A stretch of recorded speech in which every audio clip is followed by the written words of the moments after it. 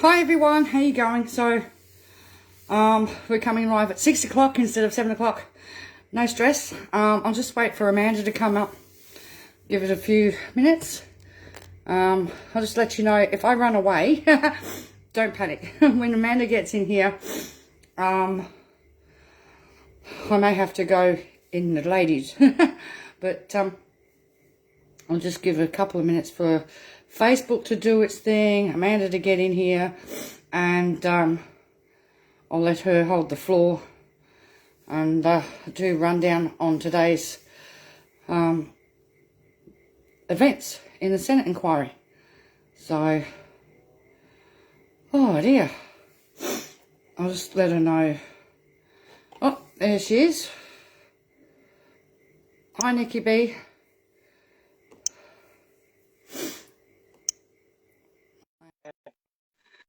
Okay, man. And you? So, just give it a minute. Facebook's doing its thing. Hello. Hello. Welcome from Oh, rainy, miserable, windy Melbourne. rainy, cold and windy, eh? The Oh, we're not Senate that bad up inquiry here. is over. How do we Yes. feel? Cheers with the coffee. Good. I'm going to let you hold the fort because I have to run away to the ladies' room shortly. Oh no. Oh, you can't do that. I haven't got a choice. Okay, I've just also got my phone on charge, that's all. Well, quickly take a run to the ladies. Quickly, and come back very fast. Well, you can talk to the guys I here. will tell dirty jokes until you get back. All right, I'll try and make it fast, okay? I'll try. Oh.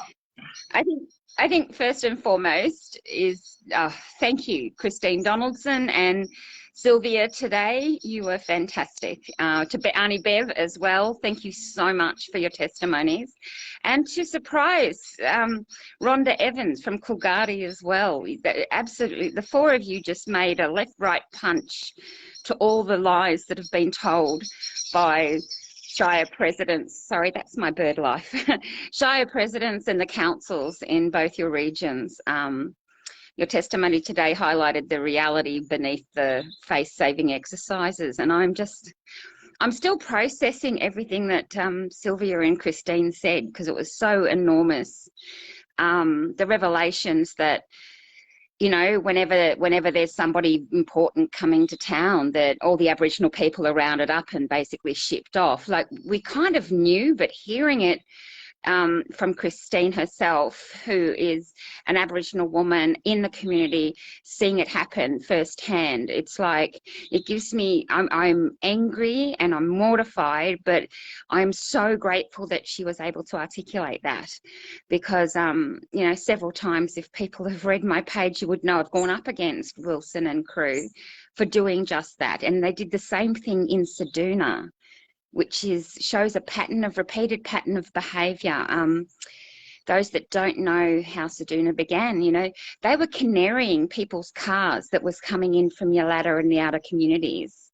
So they couldn't actually get into town while Alan Tudge and the crew were there. And then they stopped the community bus going back to Seduna, which is the same thing they did it sounds to what Christine said today, they said they stopped the bus going out to the outer communities in Kalgoorlie as well, which in Seduna meant people couldn't get into town or back from town, and now it looks like the same pattern of behaviour was repeated in the Kalgoorlie-Boulder region. You know, they complain about people congregating in town when they've got no means to get home except walk. And as we sadly know, with the amount of deaths on the side of the road, that people are being hit by cars on the way home. And recently, very recently, there was a tragic death of another woman in the Territory who was hit, and her body was removed by the offender and his mother. So we know that, you know, women and people walking back from communities from town where they have to go to log into Centrelink, log into medical treatment and go for culture and sorry business, when they're forced to walk home, they're targets for deplorable racists, they're targets for speeding traffic. So to hear that stuff from Sylvia and from Christine today was incredibly powerful. And you two ladies just rock the boat. You know, on top of Rhonda's testimony, that you know, that the Coolgardie Shire was speaking for people again, which we already knew. If you've watched us long enough, you've read us long enough, you would have known that we've constantly said that we know exactly which Shire presidents are actually involving the communities and which aren't. We know Warburton Shire is involving their community. We know Laverton and Leonora aren't, that they're being spoken for. And today, Christine, who actually we first met Christine when she spoke to ABC, but this is sort of the first time I've heard her speak for herself, and that was amazing to have that corroborated, because we'd had reports sort of filtering in and out, but you can never know. It's like Chinese whispers. Is that true, or is that just a, you know, a snide, or, you know, you don't know. But today, any doubt that I had that the information given to us over the last 6 years was shaky or whatever has just been thrown out the window. Both Sylvia and Christine, you've rocked it today. Thank you so much. Yeah. But you were too, Sylvia. Not only did you back up Christine, you put forward all the points that I could have wanted put out there about Afterpay, about losing cars and debts, all of that stuff, everything I could have possibly said. And it come from you, and it come from you because you've lived it. And that's what's so important. You've lived all the things that any one of us could have said. So coming from you, it's just so powerful. And I'm just, you know, and yeah, Christine, 30 years employed Aboriginal woman, put on the card, which is an insult in itself. But she didn't just speak for herself. She went out to Laverton, she went out to Leonora, and she asked these people themselves. Didn't rely on the Shire president. And it was just so powerful. It was just this motivated woman of great integrity. Thank you, Christine Donaldson. I heard your title and I heard your mob's name, and I can't remember it right now, but I'll remember in a day or two. I have bad short-term memory. But it was just really powerful. So that's all I've done since you went to the loo, Catherine, is just say how wonderful these ladies are and how important that testimony was today. Aside from, you know, Janet Rice's cat, I was wondering where things would go. There was a speaker that spoke after Rhonda who I was very irritated with, not because, like, and he's an Aboriginal man, he's in the mainstream of life, like he's in the white mainstream. He's an entertainer or entertainment booking agent or something, you know, and that guy, Justin, or whatever his name is, really... I've never heard of him. I've never heard of him in any card discussion anywhere in the country before. So today, you know, I consider him a Jacinda Price ring-in. But, you know, he has had experience as a foster carer on country, so he does know that stuff, but he knows nothing about the cashless debit card because he got all the outcomes wrong, all the outcomes on DV and family violence wrong. He misquoted, he did the NLP thing of misleading and cherry picking the outcomes and data, which automatically says, you're NLP, buddy. Because that's word for word, from Rustin's mouth to his, he said exactly the party line. But I got really cross for Auntie Bev, who was sitting there waiting. And in the end, Auntie Bev said, excuse me. Can I speak? And it's like, oh, Mama, yes. I love Auntie Bev. And I re-listened back to hear what she was saying because I thought I got it wrong at first. But no, what I can hear now clearly what she was saying was that the mobs don't want to transition off out at Kununurra. They just want off. None of them were transitioned on. And she was the second speaker this afternoon to say that. Rhonda Evans said the same thing. People don't want to, and you know, they want to just get off the card. It's like as expediently as possible. And the department can, you know, the department spoke today and it was like a whole new department, wasn't it? Yeah, really, yes. Heffernan Webb took it to Anne Ruston every time Anne Ruston tried to trip her up, and it was really good to see an empowered Miss Heffernan Webb. who are very much behind getting rid of the card and very much behind. They've already started the process of how they're going to do it, how they're going to support people. So, you know, but just to hear that other guy speak, though, was really annoying, because this morning we heard from, okay, let me get it right, Emeritus Professor Rob Bray, that's PSM, Associate now Professor Elise Klein, and Professor Matthew Gray. I got it right because I kept on TikTok. But when I knew Elise Klein, when I first started talking with Elise Klein, an amazing researcher and woman she is, she wasn't even a doctor yet. So now she's an associate professor. I feel so it's sort of watching people grow up through this process. But they came out today and actually spelled out the outcomes and the lack of outcomes. And when asked about Alan Souter's statements on Sejuna, they quite clearly rejected his take on things and presented the wider evidence, which showed nothing had changed, including in the Adelaide report. So to have this nobody come on much later, and I'm like, who is he? You know, because, and who's he with? Because it's the first time he's popped his head up in 6.5 years, and certainly 15.5 years, I've never heard of him. I've never, since Enter, I've never heard of him.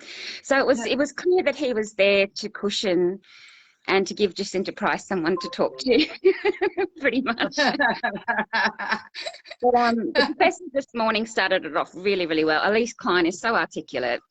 But even Rob and Matthew played off each other today, and where Matthew is very reserved, academically speaking, and very reserved man, Rob's like, get out of my way, here we go.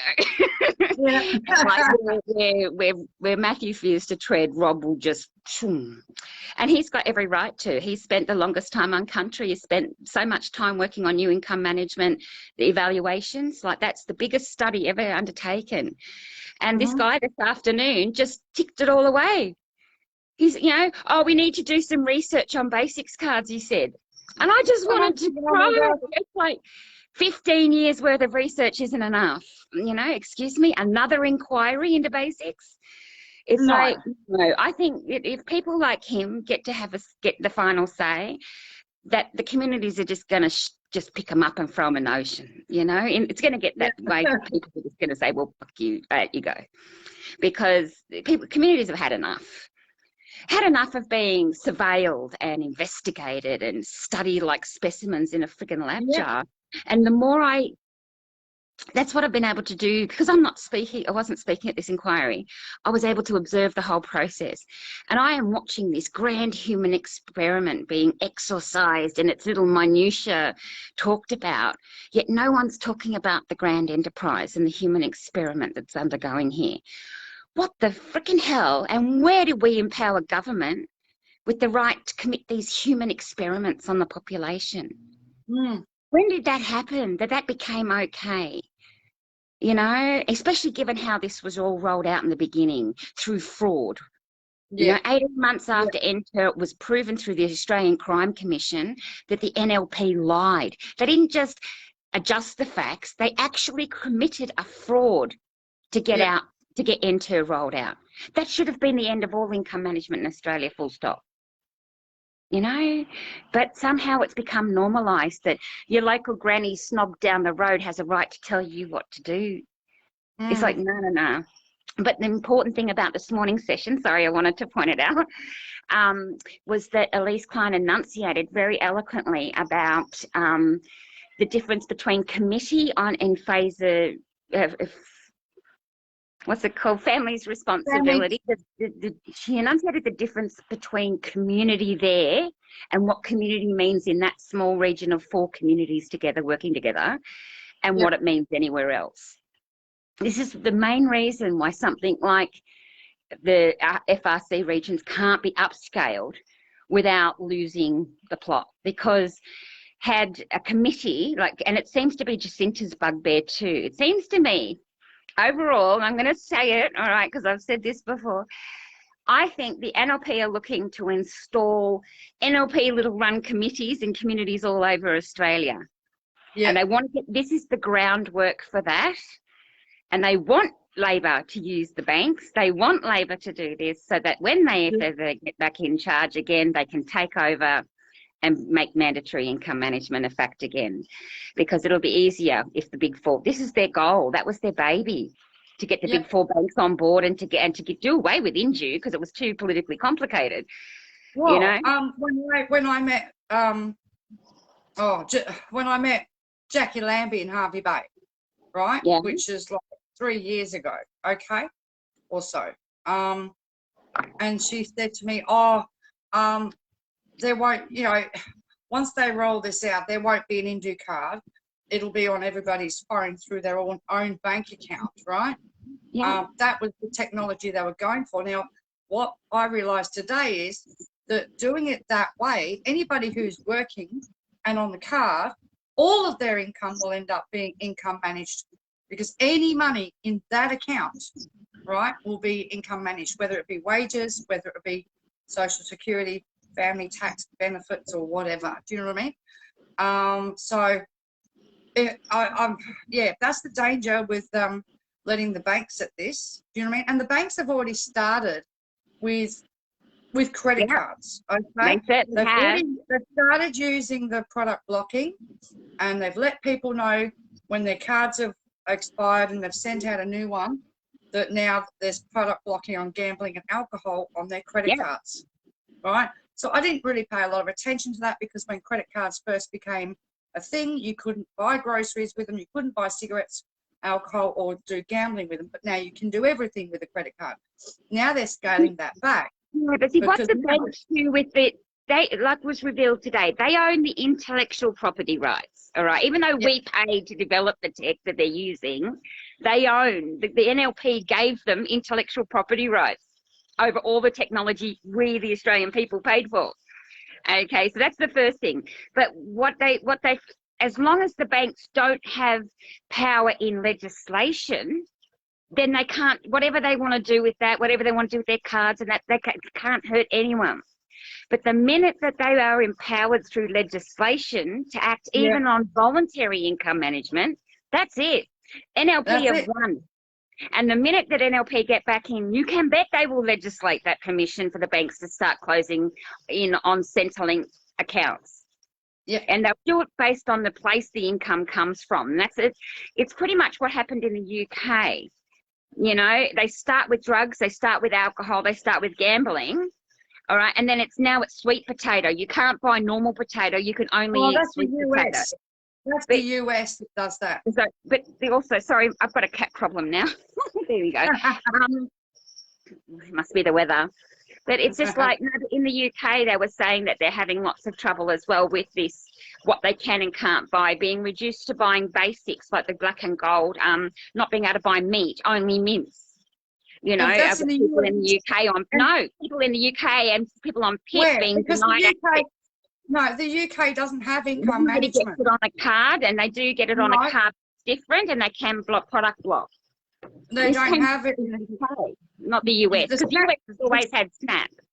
The SNAP program, but each state in America has SNAP, and they have other welfare programs, and their welfare food programs, each state is different.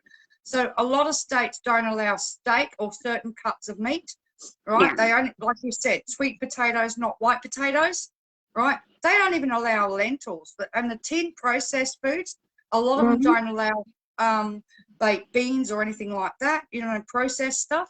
It is crazy. Well, you know, that's not far removed from the basics card on country at the moment, where you're not allowed to have lollies. A bag of lollies, 50 lollies will cost you $50. Yeah, I saw that. I saw that. Right? That when so you're talking about products that are overpriced to the point where no one will access them. That's right. But I mean, I saw this thing in America, and it was just crazy. No seafood at all, because that's a luxury product. But when it gets down to hygiene products, no soap, no toilet paper, no toothpaste, because they're luxuries, that's like, what? It's just ridiculous. Do you know what I mean? The UK doesn't have that system at the moment.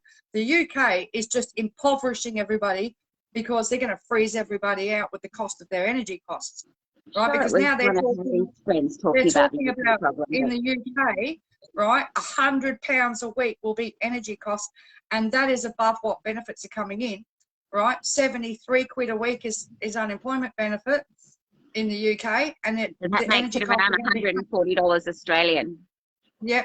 But then if you're to keep your electricity on So is do I.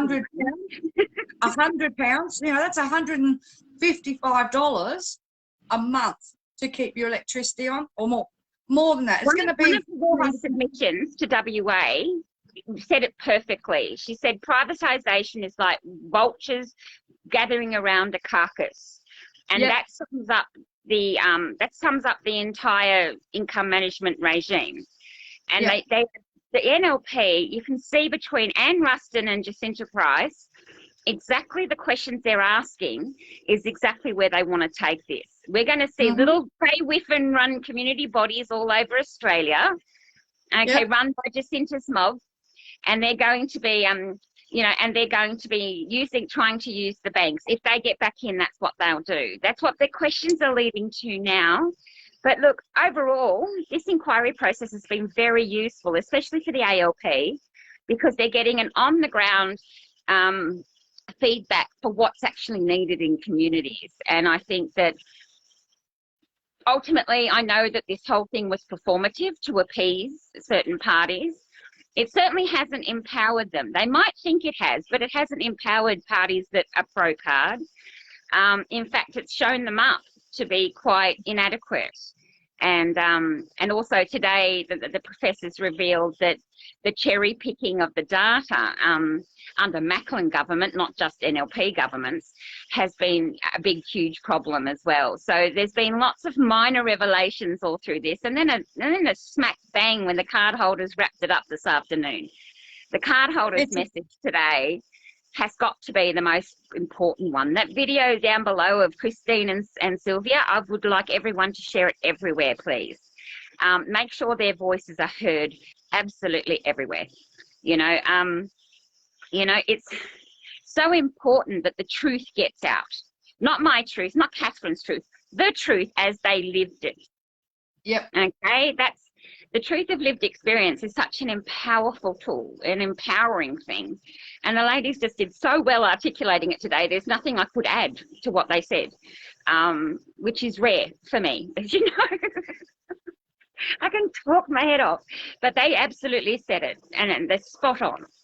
ALP now go into the Senate vote with a clear list of people's amendments that they would make to this, so that they can then propose amendments to their own legislation, which is perfectly normal. It's what they do.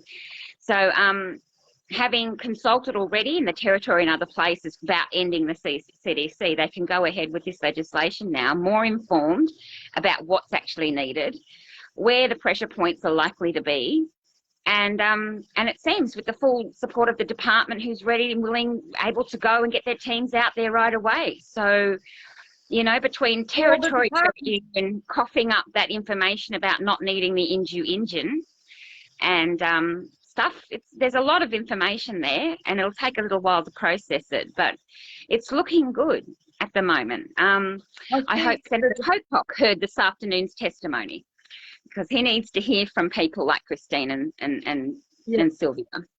I think the Department of Public Service, so they can't be biased, right? I've watched inquiries now, and that's the most excited I've ever seen the freaking Department of Social Security. The most empowered I've ever seen them too. That's the first time I've seen Miss Heffernan Webb stand up for herself against Anne Ruston, for one thing. But more than that, the other department speakers, they were engaged. They were surprisingly engaged. They knew what needed to be done, and they were ready to go. And it was like, wow, where did you guys come from, and why haven't you been there for the last 6 years? But you can see now the effect of the pressure that NLP had on them, especially on Miss Webb, who as I said to you, you said, she was a nasty. I went, no, I think she's one of the good ones. I just think she's been stifled. And today's testimony and her dispassionate responses to important questions that, she was being tricked a few times, and she managed to wheedle her way around that sort of manipulation of Anne Ruston's today very well. you know, Anne Russon kept referring to Noel Pearson as if he was the FRC when he's not. He's simply another private citizen like you and me, Kath. He just happens to run a co-op. And that co-op is has only the authority that Noel Pearson says it does. He's not the FRC Commission, like he's not the Family Responsibilities Commission, though I am reasonably sure that if NLP got back into power, he would be installed as their president. I really am. I think they would want him to own it. He was arrogant and rude last week. He did not speak. And oh God, did he give us daggers? But he was just, what's the word? He strutted into the room as though he was the boss. And it's like, who are you? You know what I mean? He was just rude. I have to say that like, I don't like Noel Pearson. I've made no qualms about that. But Cape York Institute has done, comparatively to Wuyan Foundation, they've actually said what they're going to do, and they've done stuff. Whereas Wuyan Corporation hasn't. They've said they're going to do stuff, took money for it, and didn't do it. So, and people died as a result. So, Noel went very quiet on cashless debit card for a long time after being a very loud supporter. And I think that's ultimately because he could see the difference between FRC and the rest of the card program. But yeah, his testimony this last week was just offensive. And, you know, it's one thing to be kind to people and respectful of people, but another thing to act like some kind of father and, you know, paternalistically applying rules of law whenever you see fit, and not, you know, not supporting other rules like basic human rights. He's a cherry picker, and it's frustrating because he could do a lot of good, and he's instead buying into the politic. But the most important thing about Noel Pearson is he's not the Family's Responsibility Commission. And Tammy, who spoke from the FRC, is a learned, wise woman, and she needs to be supported in her position. Heffron Webb was questioned today about that, and Ruston tried to say that the Palmer application that's been developed up on country up there couldn't work on the basics card. And as I know full well, it can work on any income management card, anything that government does, because it's not tied to a particular card. And then Anne backtracked and said, oh, I didn't say that it couldn't work with the basics card. It's like, hang on, love, it's on record. You just said that, you know. Yeah. So even Anne, you know, the department had Anne on the back step today, and that was really good to see. But yeah, so that's my updates. I can't think of. Rhonda was fantastic from Coolgardie. Again, when people are not speaking with the Shire presidents over their head, or the Shire isn't speaking for them, which is what we've constantly said throughout this campaign. When you hear councils and everyone speaking for people, you're not hearing the people speaking for themselves. And today you heard the people speaking for themselves. So that was really, really good. And there was only one last thing. What was the last thing? I don't know. You talk, Kath, for a bit, because I've got to remember what it was I forgot. I don't know. Oh, what did you forget? I don't know. We talked about the banks. We've talked about. I think when they talk about community support, they forget about individuals. You know, when Red Cross were talking about communities, right? If communities want an income management voluntary program, all right? No. We can't have communities making decisions for individuals. It's got to be individuals want the support, right? I was very surprised and very relieved to hear the Red Cross today. I was very concerned that they would have fallen to the politicisation, and they didn't. They told some amazing case studies of people that they've had to help on country, especially in Ceduna. You know, and we know from staff at Red Cross over the years who have been very supportive of individual help and support, who have asked us questions and stuff. We've been able to help. But look, you know, they did a really good job under tight conditions, keeping it to You know, it's not up for them to choose what the community wants. And I think that that's what they've basically said.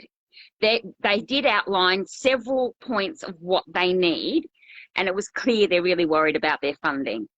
But who isn't? You know, what people might not realise, that communities in card regions, instead of the usual 1 or 2 or even 3 years funding that a normal area would get, like government says, okay, here's 3 years funding for that program. What's been happening on country and what's been happening in card regions is that's stopped, and it's now, well, here's 6 months worth of funding.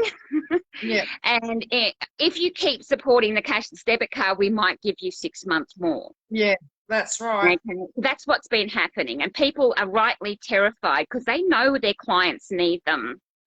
You know, and this was proven early on in the game when the Seduna services that took the funding for the 6 months immediately started networking together to provide on-country relief, like that outreach program that Thingy was talking about needing to happen in Kalgoorlie and Kununurra. They were actually talking about that in Seduna. They sent teams out to communities to stop people having to come in as much as they were, because there was no buses and nothing for them to get home to. So that was actually one of the good things that the Seduna services did. But it's like, the opinion on the ground was, from people forced on the card, well, they've all got a lot of nice new shiny Land Rovers, but what have we got? That's right. You know, Centacare especially, who spoke the other day, and I didn't listen because I don't want to have to say things I don't want us to have to say about that particular organisation. They have a role, I'm sure, somewhere, but it shouldn't be anything related to income management. Religious services should not have a hand in this at all. And that's speaking for every survivor out there who understands what that means. But, you know, they had a brand new shiny office in Seduna. Like, Seduna's got a brand new international airport, but they don't have the one thing that they actually asked for. And in the area, long-term rehabilitation community. That's what they've been asking. It's now 11 years and Seduna still hasn't got the one thing they needed. Yet 58 million in pork barrelling went into seducing Seduna for the CDC. That's $58 million. I tracked it. I did the research. Come at me. You know, and 13 million of that went directly to Alan Suter. That makes him a compromise speaker. He shouldn't even be a part of these debates. He's no longer the mayor. And as Dr. Ray gently Dr. Gray and Rob Bray today pointed out, he got his facts wrong about the card because the data says something completely different. I was hoping to hear, like, who was it that said DV went up today? Someone actually finally said it, that domestic violence went up in the regions. And I was hoping to hear that from Rob and from Matthew, because the data is right there in the quantitative summary that shows how much. And in Seduna, they didn't give out the data for DV. What they did do was say that shelter intakes had risen. And it showed on a graph that that's nearly 30% rise in intakes into DV shelters. But he was absolutely right.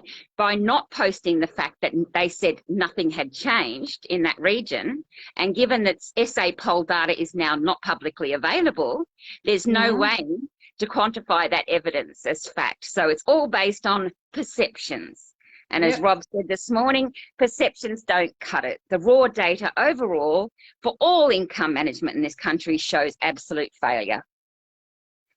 So, you know, and these are the most, Rob Bray is one of the most learned men. I said it in a TikTok this morning about income management in this country. You know, Matthew, Elise, Shelley, all of these people have, him and John Altman are the two most learned people in the country. They're the people I respect and go to for data and information. And I don't trust anyone. So it's like, you know, they're the two people that know it because they've lived it. They've just lived that side of it, you know. They haven't lived on the card, but they've been there to see the impacts of it. So really looking forward to reading Shelley's report as well, as soon as I can get a paycheck where I can afford to download it with the interviews from Seduna.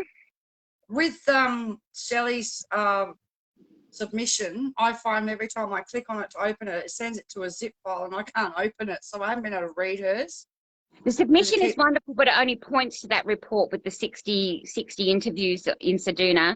The report's on a different page, and that has to be downloaded, and there's a fee for that. So I have to wait till I can afford the fee for that. But I will, and I'm sure if we ask Shelley, she'll give it to us for free anyway.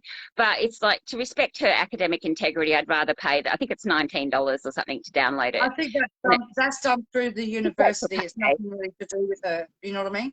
Yeah. Yeah, not just that. It's the way the institutions make money from their researchers. It's not a very good thing. You're better off paying Shelley the $20. Yeah, I know. Oh dear.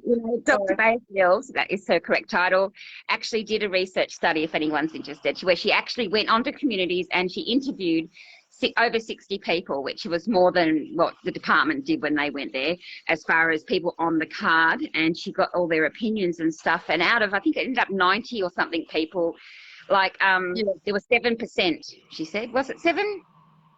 7%. No, it was only a very small percentage that wanted to stay on. Everyone else wanted to get off. In Seduna, out of 65 people in Seduna, 4 people said they liked it. And then she did more interviews in East Kimberley. But East Kimberley was, it was a lot harder to get people to come out and speak. Yeah, because they're sick of it. They've just had constant inquiries in East Kimberley, and they're just absolutely sick of it. East Kimberley has been targeted by every failed policy of government now for 15 years. They've had enough. She had to go out on the ground to the long grass to find people to talk to. Thank you, Kelly. Okay. It's on, the report itself is an attachment. I think it's Appendix A to Dr. Shelley Balefield's submission. So you can link to that. And if you download that report and put it in a PDF, I'd be really grateful to read it. But look, I really relate to this. Dr. Barefield did a study a long time ago called, Surveillance State. It's a report, and the fact that Aboriginal people are the most surveilled population in the world. It's like they're not just the most incarcerated, they're the most surveilled. And it's like Jacinta actually said something today that I jumped on, and I wrote a big loud tweet, and then I scrubbed it. It was like, the point, that's right, that guy turned around and he said, as Aboriginal people, we are governed by government this and government that and government, and he seemed to think that was completely normal. Because that's the colonial attitude. I know it is for him, but it seems to me he hasn't given up his coloniser brain yet. It's not normal to have your entire life down to your calorific intake. The only other community of people in the world I have seen treated so subjectively, treated so badly, right down to calorie intake, are people in Gaza. And you know my history. I came to this fight from that fight after 25 years, since I joined social justice when Rachel Corrie died. Okay, she was our friend. All right, so I've been fighting for Palestinian rights. That's why I could see what was happening here so clearly. It's like this demarcation of citizenship rights based on socioeconomic and political affiliation. They've got that right now, legally, in Israel right now. And the only people at the top that have full citizen rights are white, I would say white Israelis, but are the top 20% of Israelis. By the time you get to the people at Gaza, they've got no rights at all, no movement, nothing. And that's legal now. You have to remember, mate, the Holocaust was legal. Yeah. Cambodia, Pol Pot, it was all legal. And every crime committed in the name of humanity was legal. And they were about to make that same mistake here. And it's only, I keep saying grace of God because it's an old habit. But for the grace of God, you and I aren't on country right now in black skin. People say Indu is a postcode lottery. Well, so is the colour of your skin. You don't get to choose before you get here which colour of skin you're going to get.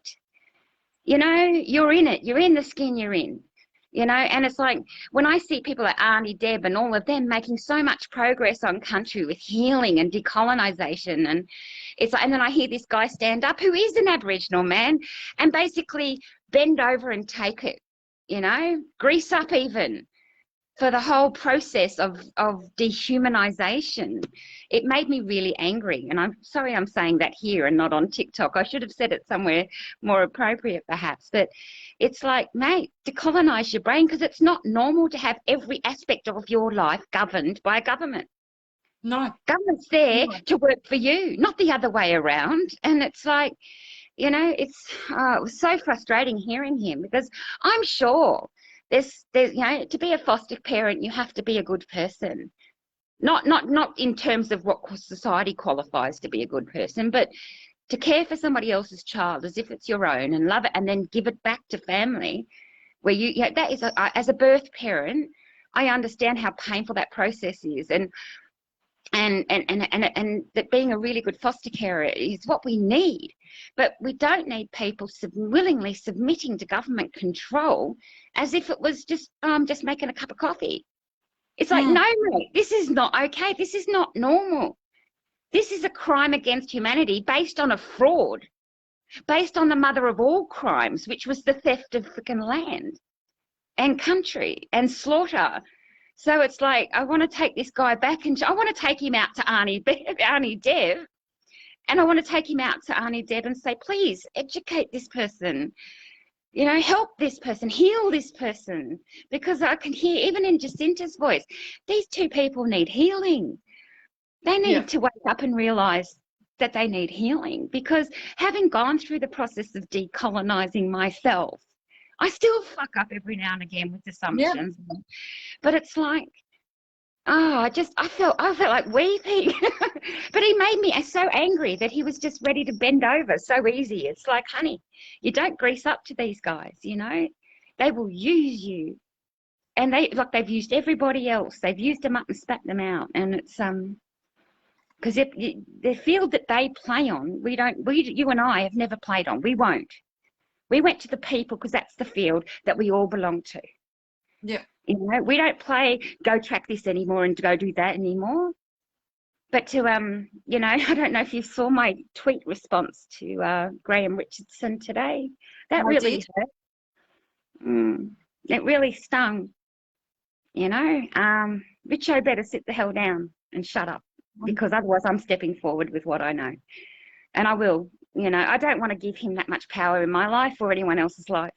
It's better now he's gone to Sky After Dark that he stays there. You know what I mean? Where all the scum ends up, you know? Yeah.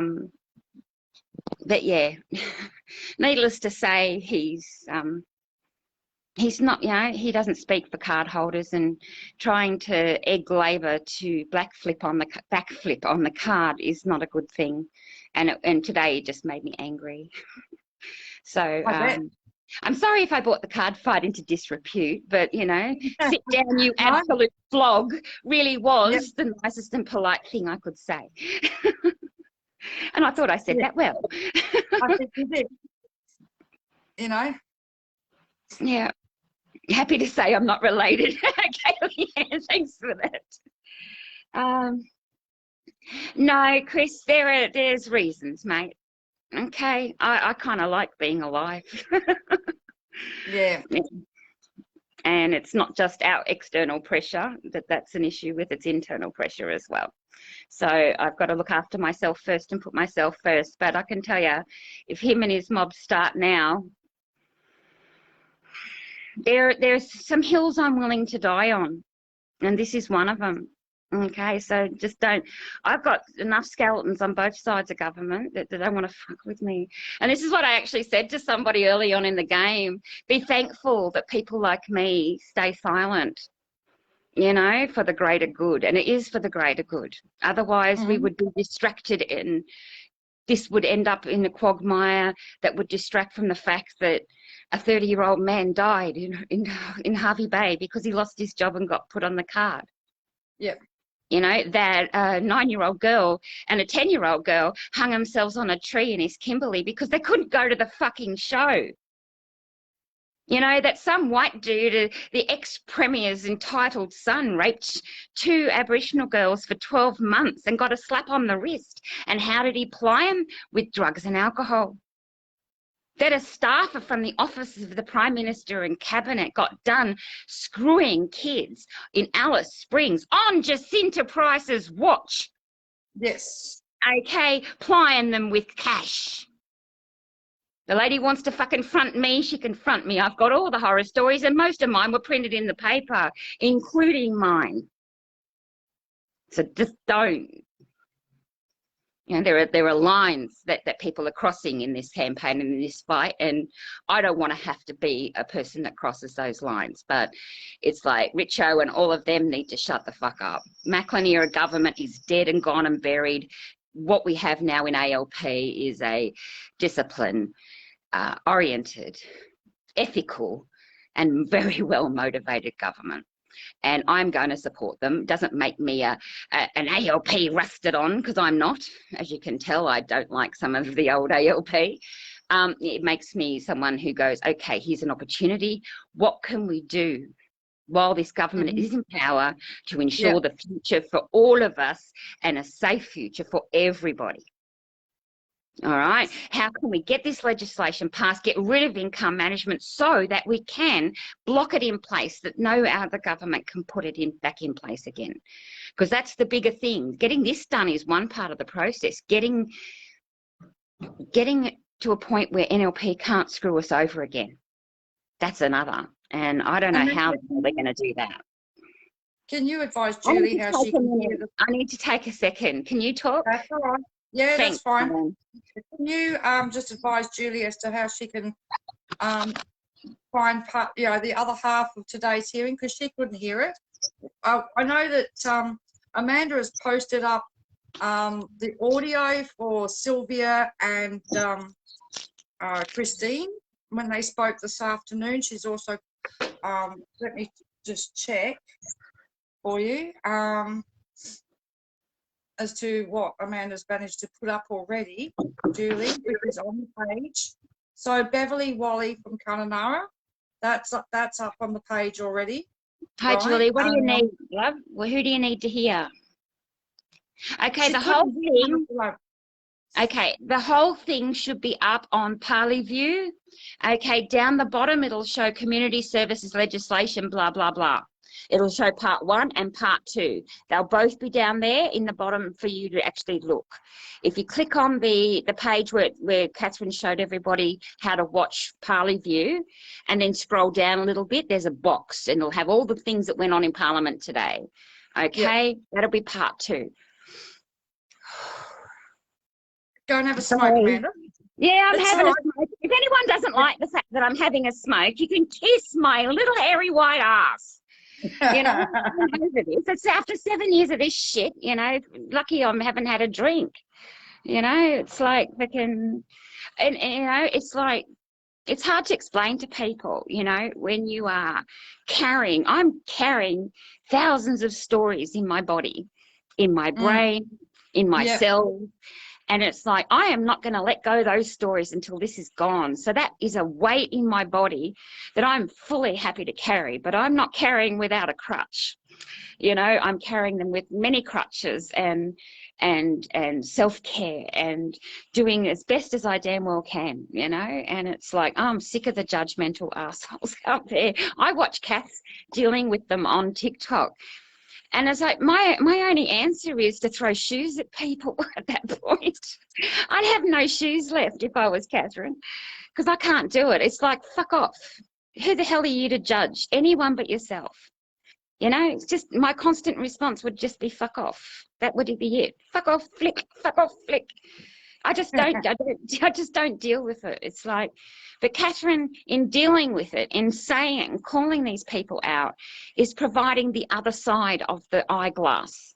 So instead of a country walking around with one eye, which they've been doing for the last 9 years, you know, in the land of blind people, the one-eyed man is king. Anyone remember that statement? You know, that's Australia's been, you know, led, you know, a blind Australia has been led by one-eyed men.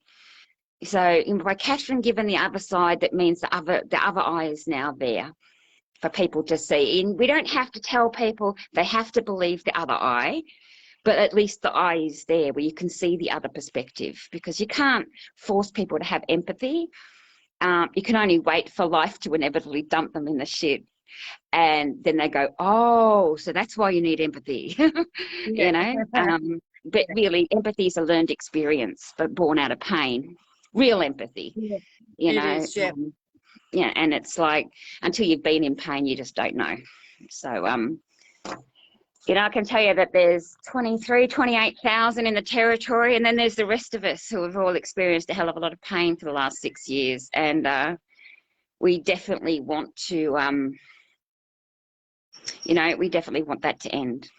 And this is the first step. This bill is the first step of a 2-step process for cashless debit card, and then a third step to end compulsory income management. So, you know, this is a process. It's not an event, and we knew that going in. That's what I wanted to say today about the bank. Later to make sure that any form of voluntary income management is on an individual basis, not a community or a council or some other body. I'm starting to, you know, like to say those words individual all the time now, because people automatically assume we're all for community. The only community I know, the communities that I know it works for is FRC regions, and that's up to them. Outside of their program can't be scaled up. It can't be, because of the complications of local corruption. It just can't be scaled up. You know, I wanted to talk about the banks, because it was mentioned today that might be an option going forward, not by ALP, by somebody else. And it's like, no, we need to reiterate that the moment if the banks get legislative control over any form of income management, that's sort of the end of things. And I just wanted to reiterate for the people that have come in recently that that's the case. We are against the big 4 banks taking on any role in income management on a legislative basis. If people want to get a credit card that blocks alcohol, they're entitled to do that. Well, they can do that now. I mean, the credit card companies have been to give them power in legislation is the wrong thing. The new cards have been going out with forms to sign, and they can tick whether they want their card blocked from purchasing alcohol or gambling. Do you know what I mean? Some cards just will not allow gambling online at all, right? But most of them have been going out there with with a form for people to tick either which way. You know what I mean? But I've only heard about a couple of instances. You know, all the complexity of this program, it might be complex and it might be in and out and all of this, but the reality of that is that complexity slows things down. It forces people to examine things, and it's actually helped slow the program down. If you give power over the big bank, if the banks get power over income management in legislation, that complexity ends, and what you have is a fast track to NLP's ultimate front door, which is what they wanted in the first place. We just spoke before about Jackie Lambie informing us in 2020 that's exactly what NLP wanted, and we can see them pushing for the same thing, as if we didn't know that that's what they wanted. I even sent a message off to higher up today to say, excuse me, let's not get there, because you'd be handing income management straight back to the NLP.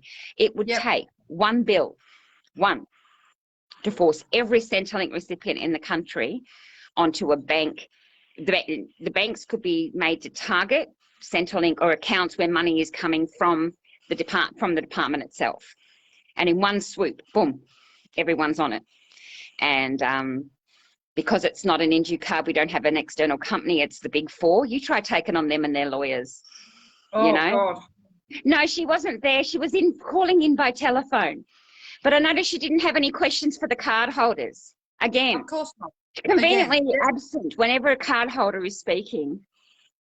But she was there in her own capacity as a senator, because any senator can chime in on these committees.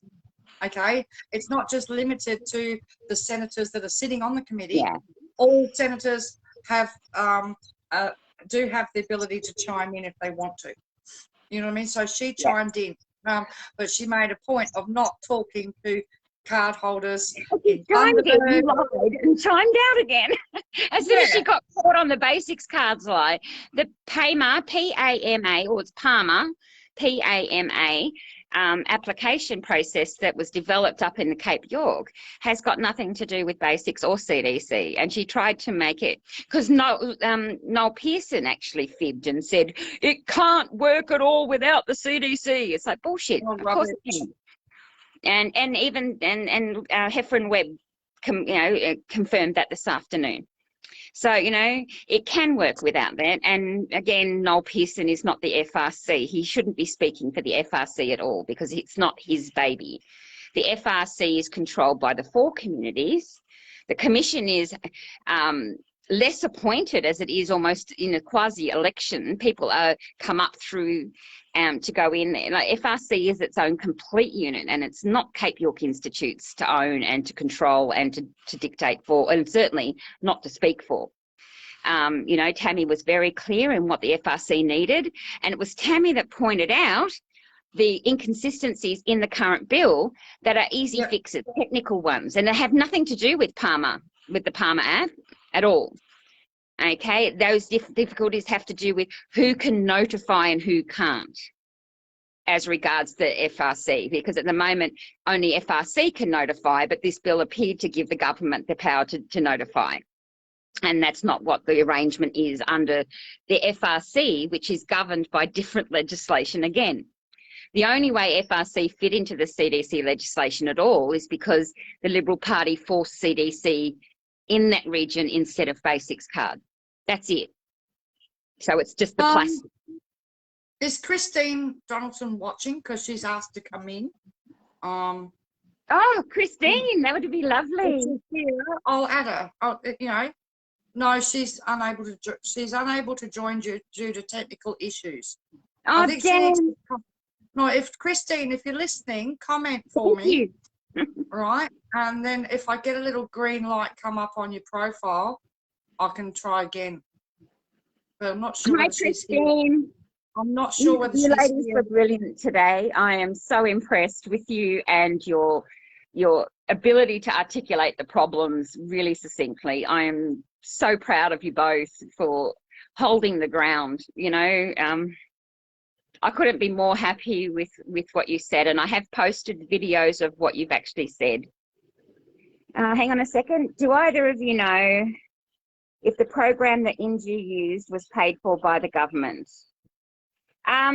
Well, the program that Inju's using, they have the intellectual property rights, and we had the bill. We got the bill for it. We got the bills for it. The government commissioned the development of the technology, but the intellectual property rights of that are held by Inju Limited. Oh, God, my cat. Sorry. We've got cat problems. So, yeah, they basically have the intellectual property rights, which was sort of a given going to use it. They have to. Here now, and she's got a... Christine, I'm just going to see if... Hang on. It says I can't add her for some reason, but she does have an arrow. Come on. Let me see. It's not letting me add her, and I don't know why. And now the little green camera has gone off of her profile, so I don't know why there's a problem. But maybe rehash your account. What do you call it? Refresh your browser if you can on your phone. Or if you can, Christine, refresh and try again. So I hope that you and Sylvia are feeling okay. And it's I don't mind when she bothers me, Jada, sorry. It's just I've got a really sore knee at the moment, and she just seems to like sitting on it. She thinks she's a healer, and I'm sure she is, but it's still painful. The fact Rustin kept on about that was infuriating. Happened on her watch, but she didn't go there at all. Yeah. Well, the technology working group were a clandestine little group that were working, being overseen by Senator O'Sullivan, Mr. Minderoo, but there was West Farmers, it was You know, so this is why we know it would have impacted what people could buy from the shops as well. It wasn't just going to ever be just income management of your money. It was going to be, Robert, yes, they are an ADI, but they're also legally allowed to call themselves a bank now, because when the NLP were in power, they passed legislation that allowed them to call themselves a bank. Cool, eh? Like exemptions from consumer laws, data rules, exemptions from contract and other rules and laws and human rights wasn't enough. They actually gave them the right to call themselves something that they're not. And they're not, in the strictest sense of the word, they're still not a bank, because they don't have any shop fronts where people can, act like a normal bank. The most important thing about Inju and the big banks working together is that it's still privatisation. And while the TCU want to downplay that, the reality is privatisation leads to human rights abuses, it leads to corruption, it leads to the money going offshore, and control of our own government, okay? Control over our government being reduced to a serf. Our government itself can be reduced to a serf. The exemptions from ASIC, ACCC, the whole lot of it. I hope you can get Christine in. Yeah, I don't know. Can we get Sylvia in? I've just sent a message to Sylvia because she's not online at the moment, but I've just sent a message. I'll see, but she might be getting dinner ready. It's 5 o'clock over there, but we'll see. I'll just wait and see if she sees the message. And we'll just wait and see. As for Christine, the only thing I can be doing is refreshing your browser, because it just wouldn't let me do it at all. And it's like, It was really good to know that, Christine had spoken to women in the other areas that are in the card, especially because those women have been spoken for so often by the people that are running their towns, that, to get actual information, like we stopped getting a flow of information from Leonora after Mindaroo went there, and one of the Mindaroo people ended up in one of Jackie Lambie's meetings. That's when I noticed that the information... Hang on, the little green arrows come back up to Christine. Let's see if we can try again. We got Christine, and we're probably going to get Sylvia as well. Woohoo! Do you want me to bugger off? No, you can stay. Right. Hello. It is so lovely to meet you, Christine. I want to call you Auntie now. Yes, you can. I can call you Auntie. Thank you, Auntie Christine. I just feel so much respect for you, and I only call people Auntie if I respect them. You did so well today. Congratulations. Oh, thank you. I was so nervous, but yes, thank you for the opportunity for letting me be there. Yeah, when we saw your post to ABC, it was like when they were talking about wanting, and ALP were asking if we knew people who might be good to speak or would be interested in speaking. I went, that lady, find that lady. So we had to send Sylvia out to go find out who you were. I hope you don't mind. No, I don't mind. I feel honoured because it's a new beginning, right? But, it's a horrible card. It is, and being put on a card after 30 years of work and service, it must have been, how did it feel? I was devastated because I lost everything. Hang on a sec, Christine. So, Sylvia, you need to come in under your own name, not under the card profile page, okay? Change your profile to your own name, and then I can let you in. Okay, go for it, Christine. Yes, I'm relieved that it's over, but because of your work and your efforts, this horrible card is going. So well done, ladies. That means a great deal. Thank you, Christine. You know, we only get snippets from people on country, you know, but the snippets are very powerful, and we amplify those around on Twitter and here. We take the reports that people give, and there we go, and we do our best with what we're given. And when we saw your post to the ABC, it was just brilliant, and it was so clear, and it was like, today was perfect. You got to say everything that had to happen, everything that needed saying. You said it. Thank you so much. Hello, Sylvia. Hi. Hi, Sylvia. Yes, very well done, Christine. Like, I was sitting there going, yeah, this woman's great. I forgot half of my opening statement, and then I was like, phew, I'm glad I got Christine. I know what she's going to talk about. So It's like that, isn't it? You get really intimidated by the process. It's, you know. yeah, I had it all written down there, and I started off, and then I was like, I sort of missed half of it. I was like, oh, hopefully they've got a chance to add the other parts towards the end. And you yeah, and you I got know, there. all the things, you know, like getting into debt. I did my best. I tried. There was so much more I had written down that I've forgotten. I was like, oh, damn. But Chris was asking where you're from, Martine. Sorry? You're from Kalgoorlie itself, or Yeah. outside? You're from Kalgoorlie. No, Excellent. my tribe is Walgatha tribe, which is Kalgoorlie up to the Lenon area on my mother's side, but north to the south on my dad's side. So Your statement today about the people being returned to country anytime there was a dignitary, that was powerful. You know, because I've heard the same story in Seduna, that they were stopping the buses and that they were canarying people's cars as they were coming in to take them off the road, so people couldn't come into town. So we heard that very early on, and to hear you say it was happening out there too, it was a big shock. Yeah. Good shock, but a Thank big you, shock. Yeah.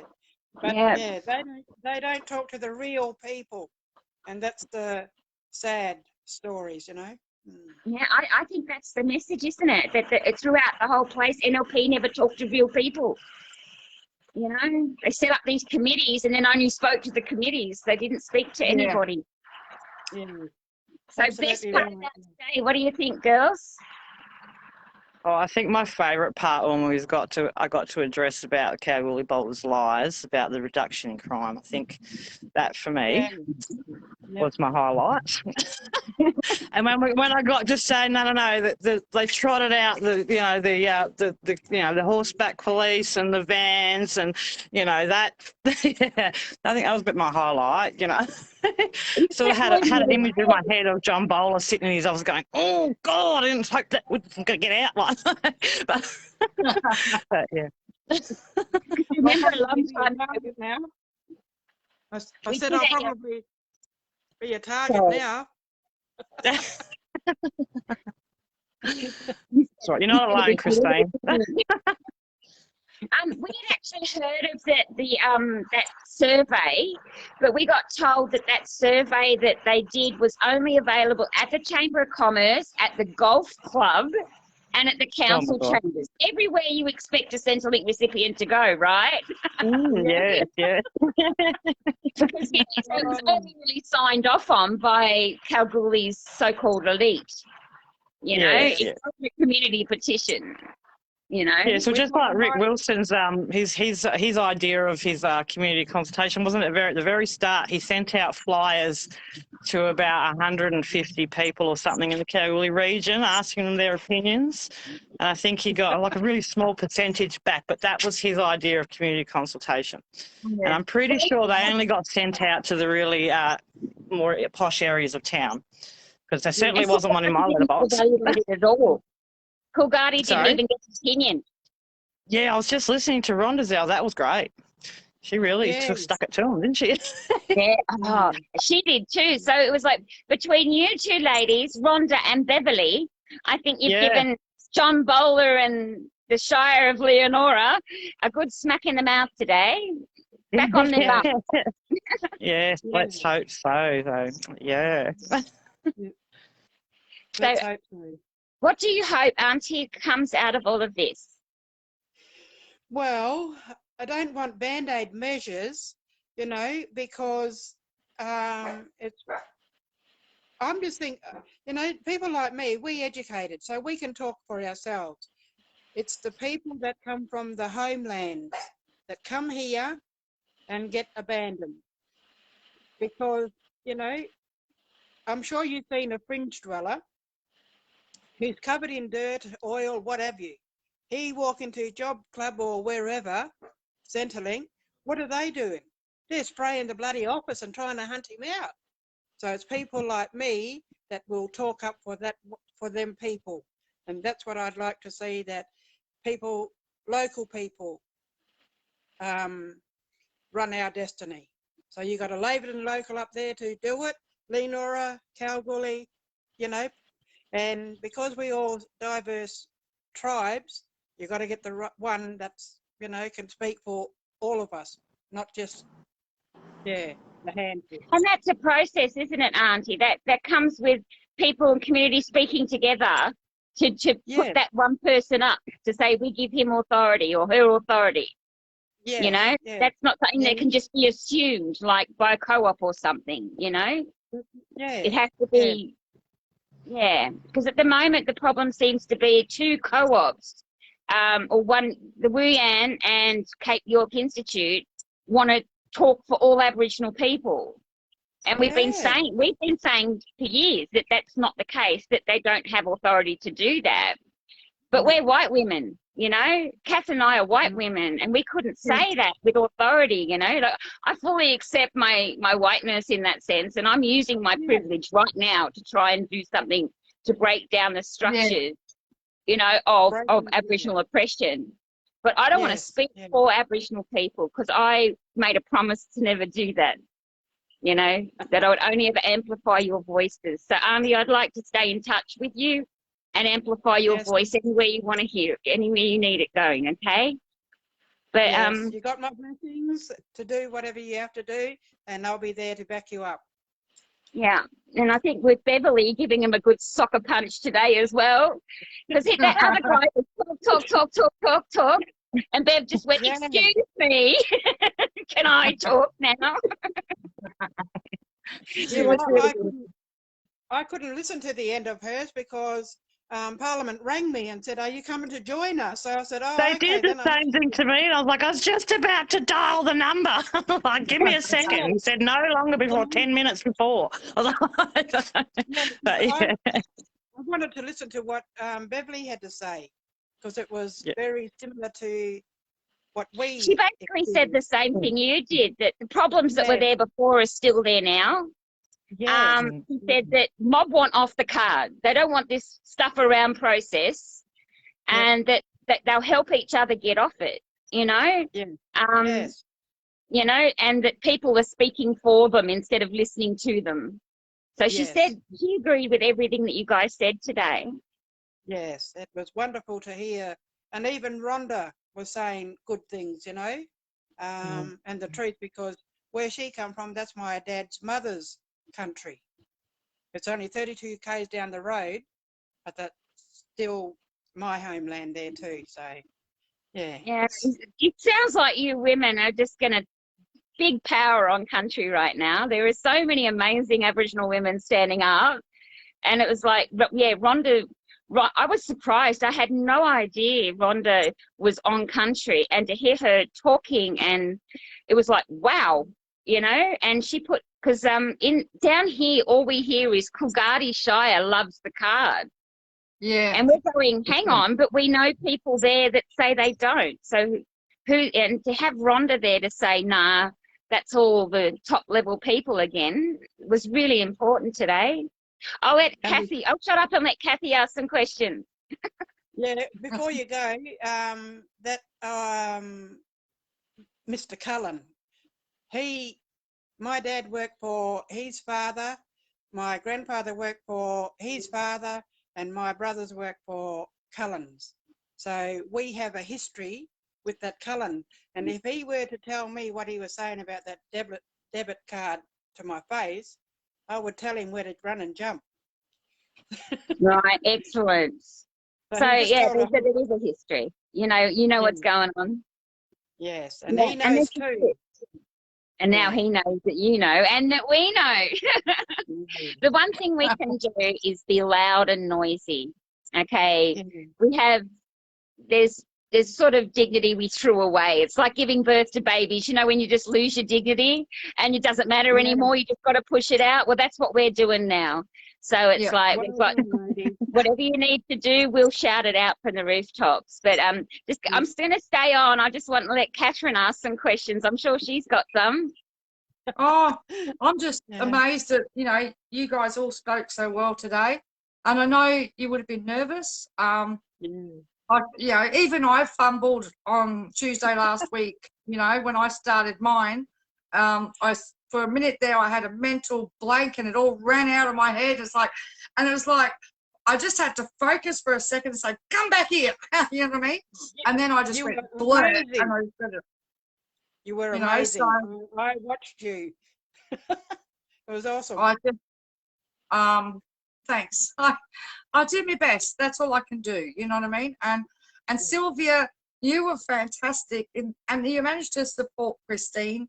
Right, you took the lead. I forgot half of what I had written down. It went to come out my mouth. I'd written down, it went to come out my mouth, and I was just like, But without realising it, you took the lead, which then Christine was able to pick up the ball. So you guys, without being in the same house, kilometres apart, you were able to bounce off each other, right, in different places. You know, we had a little meeting yesterday. We sort of, said, just go, hammer it home. I was like, they want to hear from you more than me. Just go. I said, you watch Catherine. I said, just follow her lead, and because she came over with about 5 pages yesterday, and she was like, I don't know how. She was so, I don't know how I'm going to get this out. And I said, all right, just point form them. And I said, and then just hammer it home like Catherine did. I said, don't give them a chance to ask you a question. I said, don't stop long enough to pause until you've got everything out in those 5 pages. I said, stop for 2 minutes. Just go. In 2020, I did the same thing. I just kept talking. I wish I could have followed my own advice, but that didn't happen that way. But I'm glad Christine did. I'm amazed, profoundly amazed that you guys managed to connect, network, and get this out in days, like literally days. You just, wow, pretty special.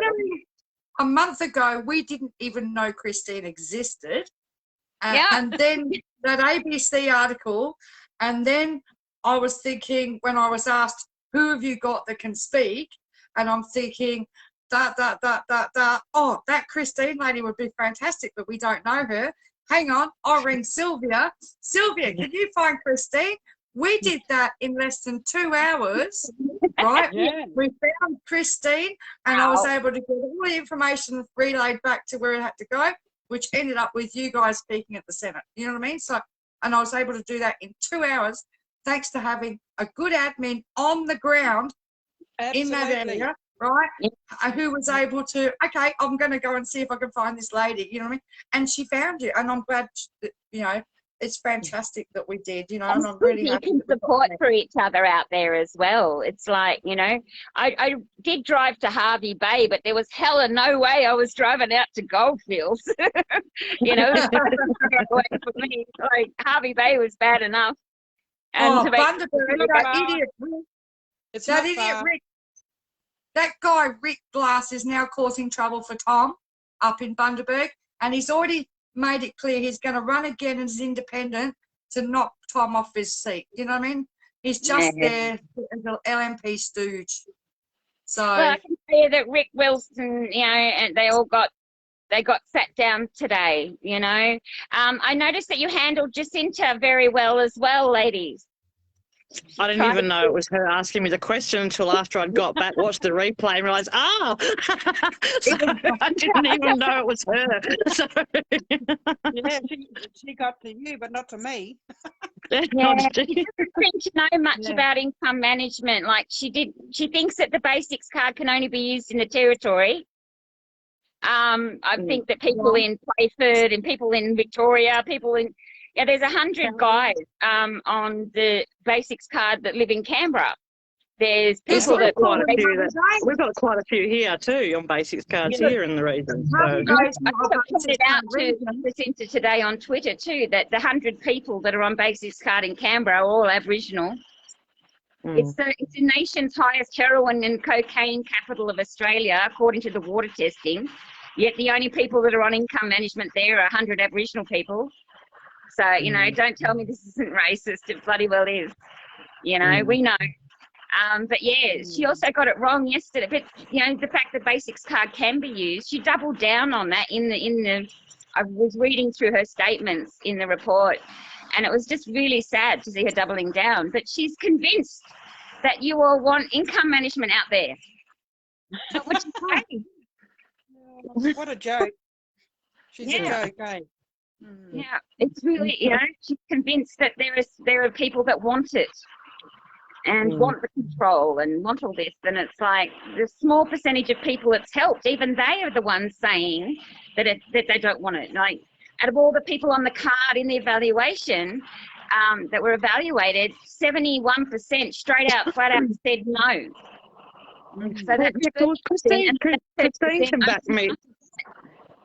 Yeah, well, Christine can back me up. When we went to the meeting on Monday with Justine Elliott, there was a lady from the Kalgoorlie Boulder Shire. Was it KBC? Mia. And she was not for the card. She was telling us no. She supported the job program, that the jobs hub that was there. But she was pretty angry that there's been no supports, no Inju office, none of the. She wasn't happy, and so then to hear their sort of submission, that is a bit, well, obviously you've been clammed up, because that's, if you know what I mean, because that was not, Christine heard her.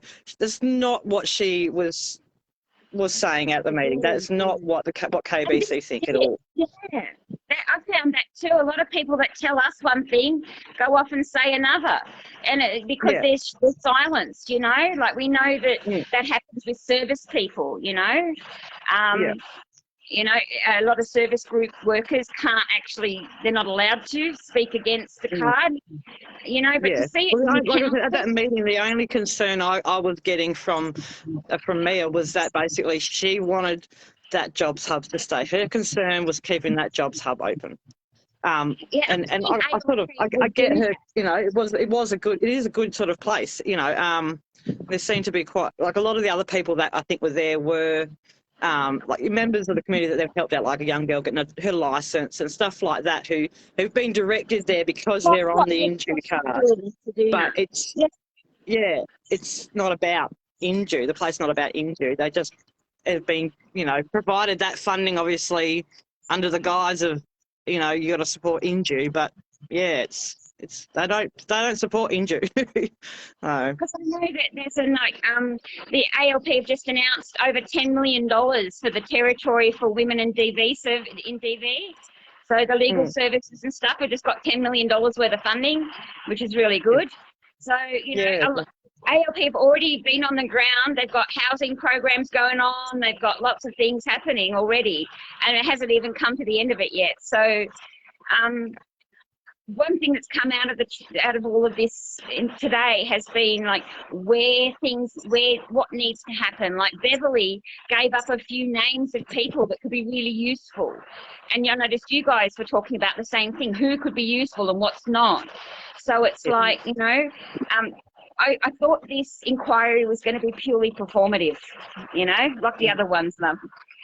But in fact, it's actually given so much more rich information, that I have to now support what's just happened, even though it was frustrating and made me really angry that we had to go through this again. see the information coming from people like you guys about, and Beverly and Rhonda and the people who are giving up names of organisations that no one's ever heard of before because the NLP wouldn't let them in. You know, like, so it's just like, I think you spoke about the arts program in places in Kalgoorlie, wasn't you know, I saw you guys all have a voice for the first time, you know, in this whole process. It's the first time an inquiry has had more than one card holder. So I'm very, very, very proud of you. I feel like an old mum, and I'm not, but I feel like it, you know. Pushing out this baby to try and get this thing ended, and we wouldn't be here without you and Catherine, so well, that's on you. Karen did such a good job the other day, you know. They did such a good job. We still wouldn't be doing any of this without you two. Yeah. We wouldn't even know where to begin. I wouldn't be here without you, Sylvia. Yeah, but I wouldn't be here without these two, and they're the one that told me to find you, so... Well, I just let people know that the committee's going to report on the 31st. Now, if this was a Liberal chair and Liberal run process, we would say that the bill would get passed in. So, and then there would be dissenting reports from other people. So this time I have to flip that and say the bill is likely to get passed in, like to pass to Parliament, and there'll be dissenting reports from the Liberal Party and just the country Liberal Party and, you know, all the NLP people instead. But ultimately, the information gathered here will be used to help the process for transition, because I do think it is the most sensible thing to do, to transition. Like, I want everyone off as well, but there are people we know that will need help, okay, getting off it. For most people, you'll be able to call in and opt out, you know, once this bill is passed. But on the 5th of September, the process starts for the Senate vote, okay? And somewhere between the 5th and the 8th, we'll have a result. And I'm still afraid to say that boils down to one vote again, who can sink or swim it. And that's if we assume that Jackie Lambie's team will vote against it, and all the other Liberal Party knockoffs and the Liberal Party will vote against it. So if Jackie decides to support the ALP, we're a shoo-in. We've got it. But if she doesn't, her and Tammy go and vote against, then it'll be down to David Pocock, Senator Pocock.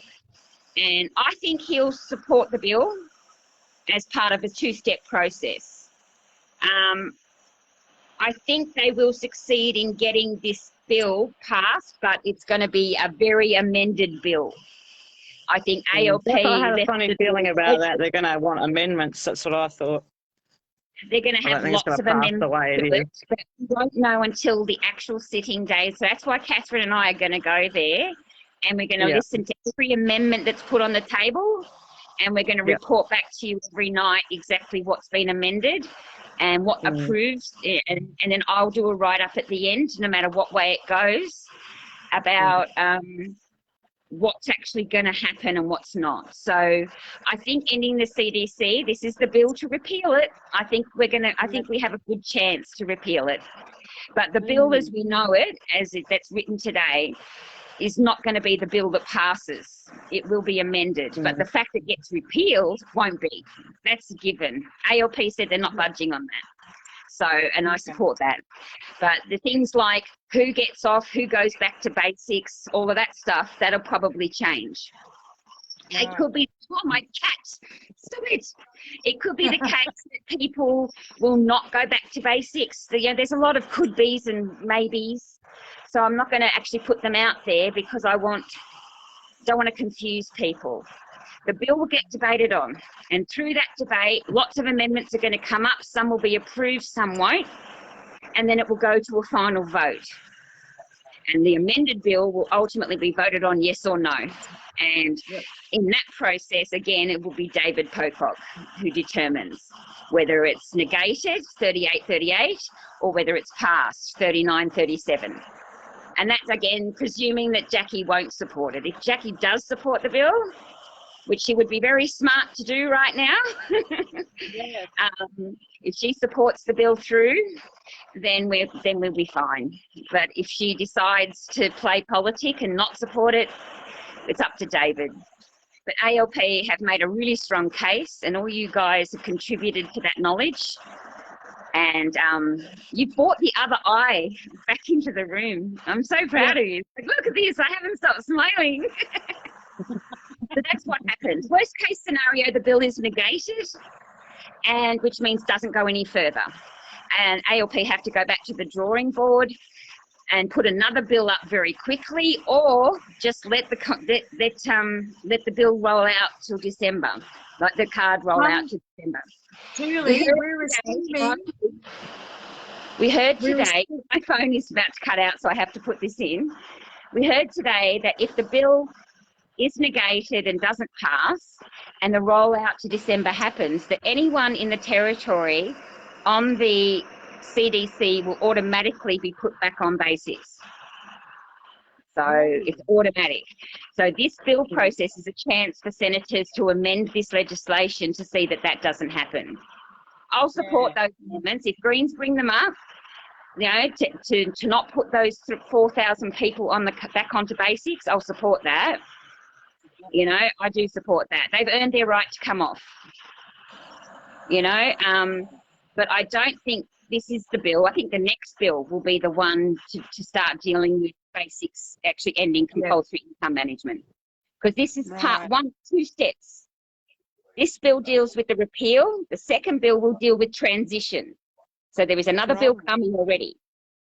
Okay. So that would be the bill to put all the basics information in about ending compulsory basics. But we've got to repeal this one first. Right.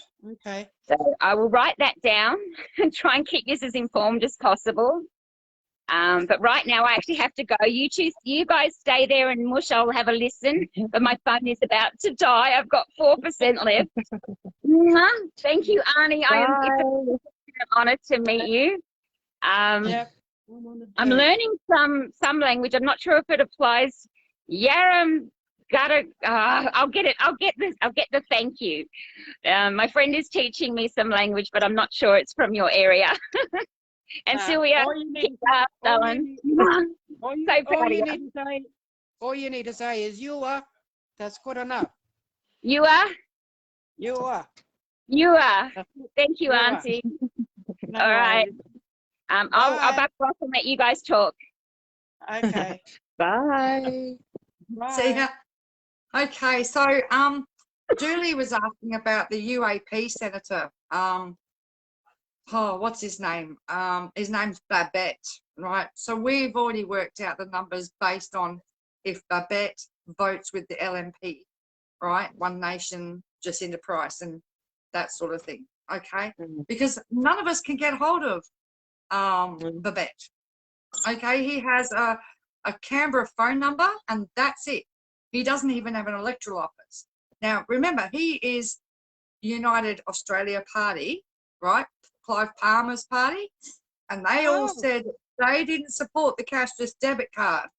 Now he's going to have to step up to the mark, right? Because if he sides with the LNP, right, all those cookers out there that followed the Palmer United Party and their freedom fighters, right, he's going to go dead against all of that, right? And it will show that that Palmer United Party and their candidates lied in the electorates, especially in Hinkler, right, about not supporting the cashless debit card. They wanted to get rid of it. So, but we can't seem to connect. I can't connect with him. He may be on Twitter, but he needs to come into the real world. He's a senator in our parliament, and he needs to be accessible, but he is not making himself very accessible. So I haven't heard of anybody being able to contact him and come back to me yet and say, oh, I managed to get a hold of him. Do you know what I mean? But somebody needs to pin down the freedom fighter and say, well, this is it. Which way are you voting? Are you going to vote for people's freedoms, or are you going to vote to sell people's freedoms down the corporate line and stand with the LNP, right? This is his chance to, but we just have to wait on the day, you know what I mean? But, yeah. So any of you guys want to say any more? Because, Yeah, if you want to speak, go for it. Freezing, so I'm gonna have to get off the phone and finish cooking dinner. So I better get going myself. But yeah, thanks guys, and yes, Christine, you were great. So yeah, I'm glad we found you. Thank you, Sylvia. Yeah. All right. I think we've got a good leader there in Catherine. So Yes, thank you, Kath. definitely. Yeah. I agree. Yes. Yeah. You try Yeah. to All fight a right, little guys. bit. Good night. All right. Night, Sylvia. See you. Bye. Yeah, Night, bye. Christine. Wow. Wow. I didn't know we could do 4 on a live, but we did. That's really good. And it was really good to get Christine and Sylvia in on this live. And I'm so glad they were able to speak today. It was really good. Now, posted on the page below this video are their speeches. So Amanda's already uploaded their stuff to this page, so you guys can listen to them and listen to how they went and how they spoke. Yeah, you know, so wow. So yeah, we are on the countdown to Canberra now. We're still fundraising, of course. So if you can help us, right, the account details are on the pin post. If you need to know what the account details are, just send me a message. Right, we're still a ways short. Well, of course, you know what I mean. But we've got 2 weeks. We've got 13 days or so to keep raising money. Right, we're almost at the point. We're almost paying for the accommodation now, but we still need to allow for Amanda's petrol and food, and we need to have a little bit of leeway. Do you know what I mean? We can't do this down to the penny. I did make some inquiries today if I could get some extra money back into one of my accounts, but I can't. It's called creative banking, but I can't do it this fortnight coming. So we just have to rely on you guys for help as much as possible. So as I said, the details are on most of our posts, and if you scroll down, I actually made a big post about it with the account detail. Thank you to all those people that have been donating. It's very appreciated. We're getting there. We're getting there. We're getting there. We're getting there. And we're going to be there on the days. So we'll be in that chamber.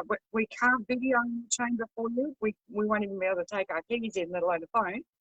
But we will, you know, make notes and stuff, and we will do lives every night to keep you informed as to what went on in the Senate and stuff like that. Yeah. So. Justine, you just missed everybody. I had Amanda, I had Sylvia, I had Christine, all here in this live. If you want to watch it back a bit later, it was great. We had 4 in the live tonight, and we've just done a summary of today's Senate inquiry and what went down and who said what and who. Wow, and we just can't wait to get to Canberra now. Oh, of course, I want to see the Senate report, see what comes down from it, but can't wait to get to Canberra. Yeah, I just can't wait to get there. What else can I say? But yeah, we've had a really good chat tonight, and it was really good that we're able to get Sylvia and Christine in on the live as well as Amanda. She explained everything at the beginning. And Tim's saying it's the quietest you've heard. Well, got to let other people speak sometime, Tim, you know what I mean? What's the point of inviting people onto your live if they can't speak? They need to get their words heard. I think the girls did a fabulous job today. You know, Rhonda, Beverly, Christine and Sylvia, they really spoke really well. And we've already posted all of their speeches on the page, so everybody can have a listen. And yeah. Jennifer, when I finish the live, you'll be able to watch it from the beginning again, so you'll be able to catch up. So it's been really good. We got through the last of the Senate inquiries. So what else can I say? It's been a long day. So anybody got any questions? I think most of them got answered, you know, when Amanda was here, as well as it was great to actually see Christine in person and Sylvia. It's the first time either of them have spoken. That have the feature that I can fit 4 people in on live, which is really good. So it's been one hell of a journey, that's for sure. And yeah.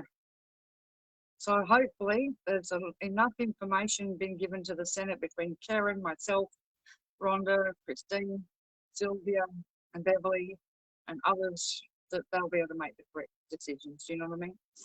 And the biggest thing that's coming out of this is voluntary income management. My biggest issue is it can't be community. It needs to be individual, right? Not up to communities to decide for the whole community. It's got to be individual, where people, you know, where people can make their own decisions as individual people.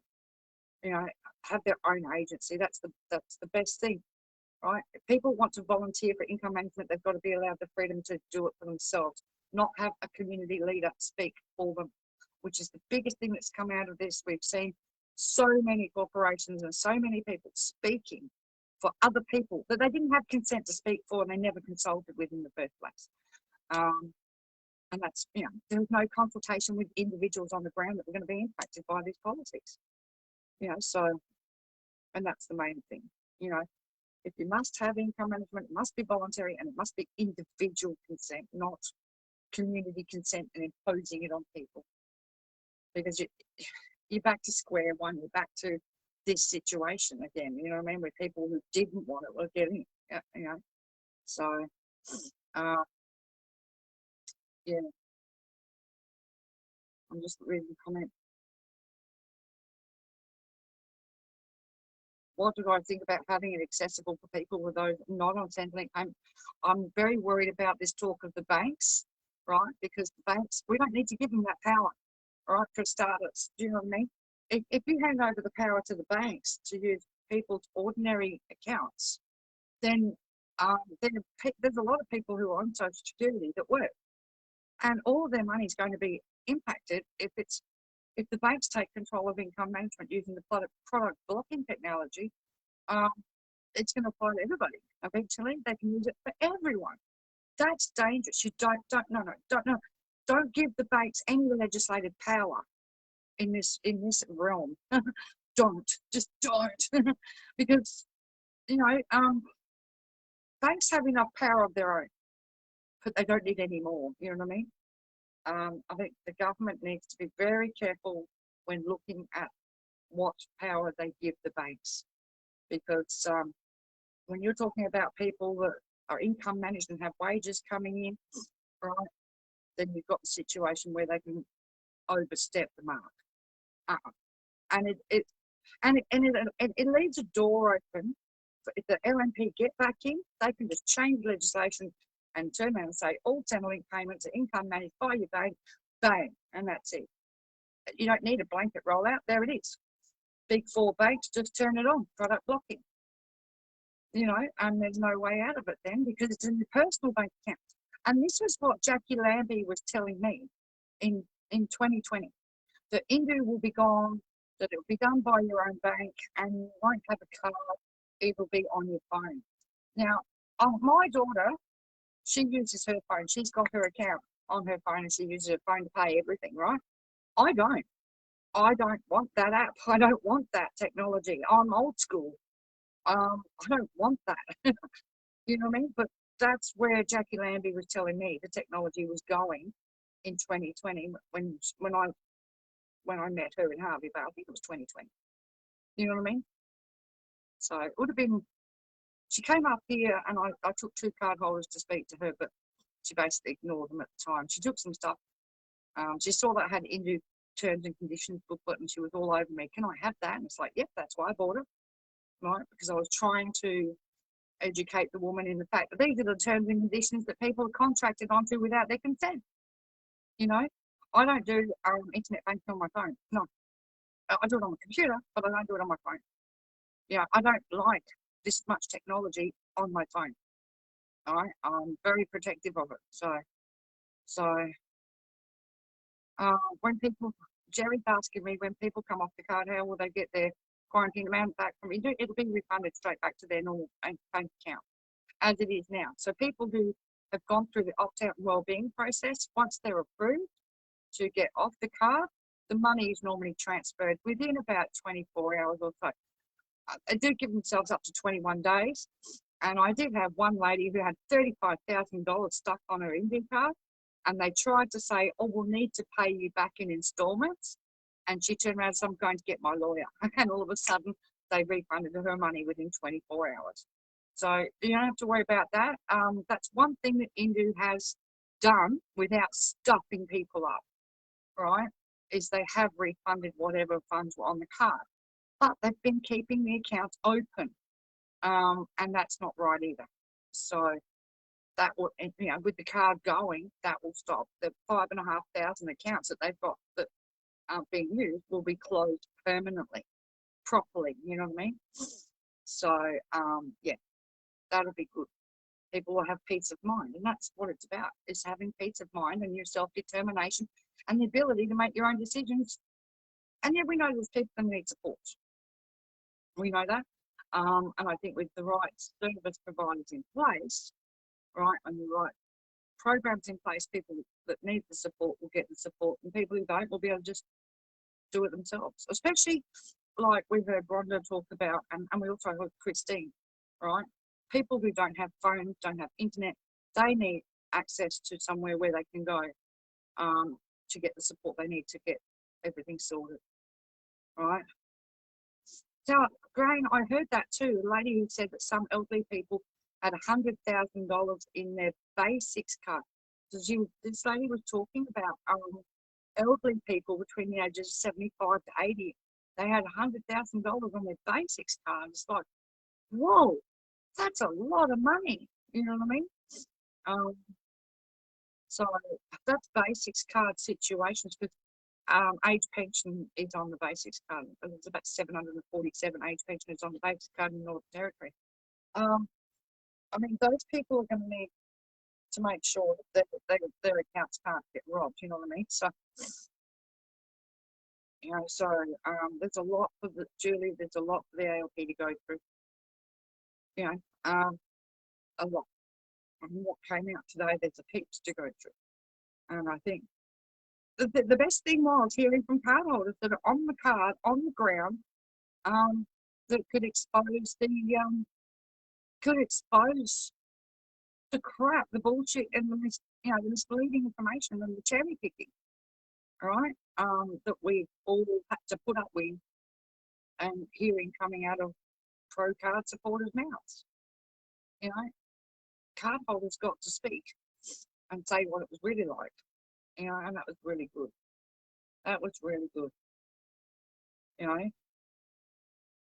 So, yeah. Well, people, I might wrap this up for tonight. Don't send them to the public trustee instead of the public trustee needs looking into too. I heard so many horror stories about their fee structure stripping people of thousands and thousands and thousands of dollars. You know what I mean? All that industry has to be looked at, because I think in a lot of ways it's predatory. And people put a lot of trust in it, and so, but yeah, Professor Gray said about the cherry picking, absolutely, in his evidence. Yep, I heard that. And he didn't pull any punches either. The deliberate misleading cherry picking, and in some cases making it up as they went along. That's why we rebutted stuff so much and we pulled it apart so much. Because Amanda would go off a nut and then I'd go off my nut. So anyway, guys, if you want to chip in, send me a message. The details for the account are, as I said, on the pin post on this page, or just scroll down and you'll find the poster for it. Because we still need to raise more funds, but we're getting there. The main thing now is transport costs for Amanda, food, and stuff like that for us to get us through that week. So, yeah, all that sort of stuff. But we're getting there. We're getting there. I was able to book my flights. I had the accommodation pre-booked. We just got to finish getting the money up, okay? And hopefully, I know there'll be a couple of people that are going to make their way to Canberra and meet up with us as well. So that'd be really good. And I want to make some appointments to meet some people while Canberra is, while Parliament's sitting. So I want to get that underway in next week, start making appointments if we can to make sure that Amanda and I can get in to see a couple of people while Parliament's sitting. As I said, we'll be sitting there. We can't take cameras in, so we can't video it for you, sorry. But we'll keep you up to date. Every night we'll do reports back. I'll be making TikToks as well and stuff like that. So yeah, we'll keep you guys all in the loop that week. Yeah. Okay. All right, people. I'm going to say, hang on. Yeah, Ron, we've got the most important stuff on the page, mate. I understand. No, Rachel C was not going to be there because she's no longer in Parliament. But I'd like to try and catch up with David Pocock if we can. I'd like to drop in on Justine Elliott and Amanda Richworth if we can. We'd like to make appointments to see those people and whoever else we can think of as well, possibly Janet Price as well. So we'll do our best to get appointments with these people that week while we're in Canberra, while we're actually there. All right, people, I'll say good night. Stay warm, stay safe. Green, don't get snowed on. And I'll talk to you guys later.